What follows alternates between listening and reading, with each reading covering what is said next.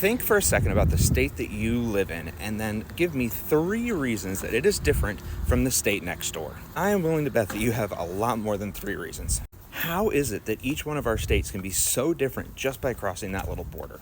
Well, at least in the case of the first 13 colonies, sometimes it goes back hundreds of years. I'm Brian. I make videos about law and civics. Please like this, comment, get this out there. People should know this stuff. Also, if you want to support me, check out my profile. There are obviously tons of reasons that states could be different, but I'm going to focus mostly on 2 of them. First, their foundation, and second, how they were governed before we became the U.S. Unless we live in a particular area, we have a tendency to think of states in big blocks, like the Southeast, the Northeast, that sort of thing. And I'm always a little bit surprised to find out that a group that I'd expect to vote as a bloc sometimes just shatters.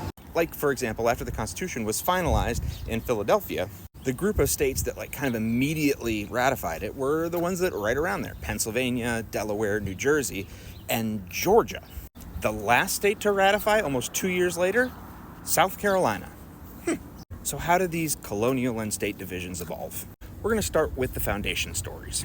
And someday I'll go into more detail on these foundation stories because they're actually really fascinating. But right now I just kind of want to show you how some of the differences start to evolve, especially in similar regions. So we're going to talk for a second about North Carolina and South Carolina, and to an extent, the Deep South in general. But we got to start out with Virginia.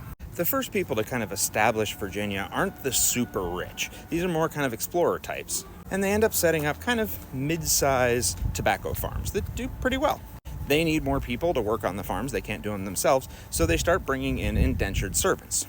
These are very poor people, largely from Scotland and Ireland, whereas the original people were from England, who agree to work on these farms for, say, 5 to 7 years in exchange for somebody paying the cost of their voyage over to America. So that's who's living in Virginia.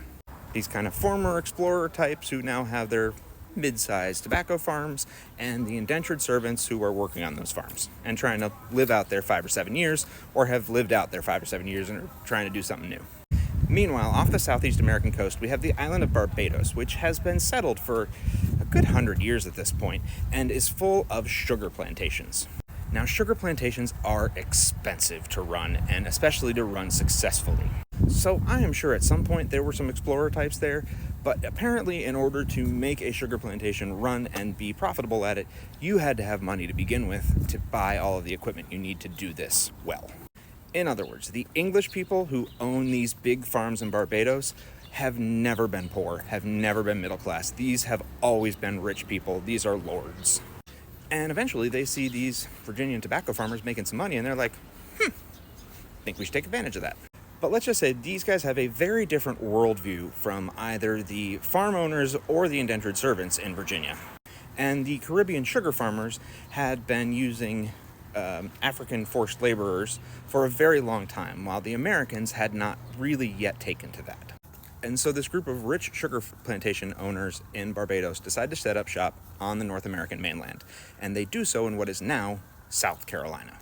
And these guys have some very strong philosophies. So they have a special constitution written that's all about sort of a class system and an oligarchy. Like, they want to have a special aristocracy in South Carolina. It's a whole thing. Compare that to the people up in Virginia even.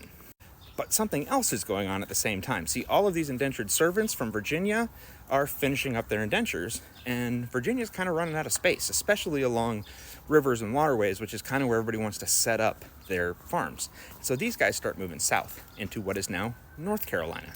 And so North Carolina is starting to become filled with these people moving south from Virginia. These are former indentured servants who were very poor when they came over, have finally freed themselves from their indentures and are trying to start a new life.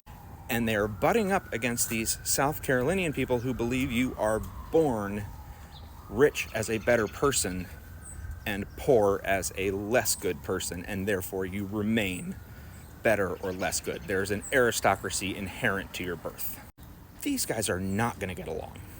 And then a few years later, a guy named Oglethorpe decides to start another colony in Georgia, which is basically a socialist experiment. He wants to set up in Savannah like this kind of utopian society where he brings in a bunch of poor people and sets up like a planned community for them where they get all of their services and everything is magical, and he thinks he can set up a utopia. It's a social experiment, basically.